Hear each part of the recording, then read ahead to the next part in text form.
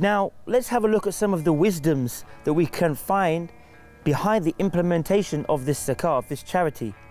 And it fulfills many aims. One, for example, it's a purification of the believer's soul from sins. When the person sins, we know that this has a negative effect.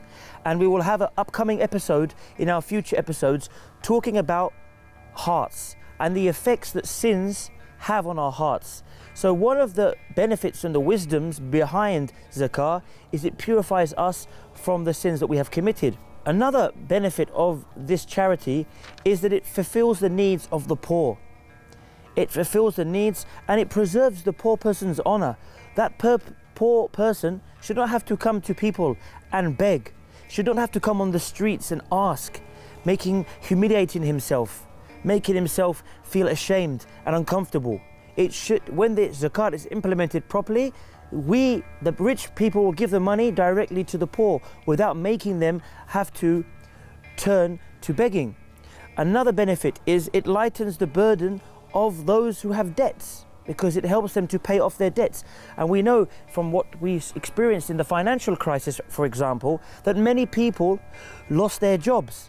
And many people were suffering the threat of having their houses repossessed or their cars repossessed or various property, because through no fault of their own, due to the financial crisis, the companies could no longer employ them.